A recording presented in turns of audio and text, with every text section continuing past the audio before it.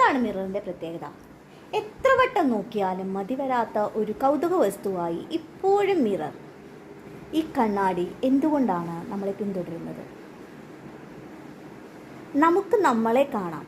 ശരിക്കും നമ്മളെ കാണാൻ പറ്റാത്ത നമുക്ക് നേരിട്ട് അതിൽ കാണാം എന്നുള്ളതാണ് ഏറ്റവും വലിയ കൗതുകകരം.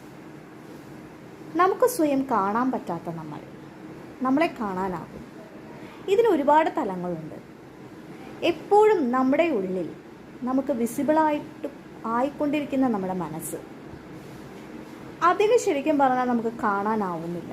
അത് ശരിക്കും ഒരു കലുഷിതമായ അറ്റ്മോസ്ഫിയറിൽ കിടന്ന് കളിക്കുന്നത് കൊണ്ടാണ്. അതായത് നമുക്ക് ചിലത് കാണുമ്പോൾ ചിലതിനോട് അട്രാക്ഷൻ തോന്നും, ചിലപ്പോൾ നമുക്ക് കാർ വേണമെന്ന് തോന്നും, ചിലപ്പോൾ നമുക്ക് വേറെ പല ആഗ്രഹങ്ങളുമായിരിക്കും, ഒരു യൂറോപ്യൻ ട്രിപ്പായിരിക്കും.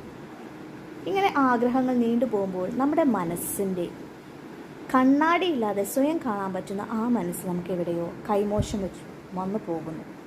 അതാണ് ശരിയായത്. ഈ കണ്ണാടി ഒരു സിമ്പിളാവട്ടെ, നമ്മളിലെ നമ്മെ തന്നെ കാണാൻ കുറച്ചു നേരം ചിലവഴിക്കാൻ. ബാഹ്യമായ രൂപം ഒരുപാട് ഒരുങ്ങാൻ വേണ്ടി നമ്മൾ എടുക്കുമ്പോഴും ഈ ഒരു മനസ്സ്, ഈ ഞാൻ എന്നത് എന്താണ് എന്ന് കുറച്ചു നേരമെങ്കിലും ഒന്ന് ഓർക്കാൻ നമുക്ക് മാറ്റിവെക്കാം.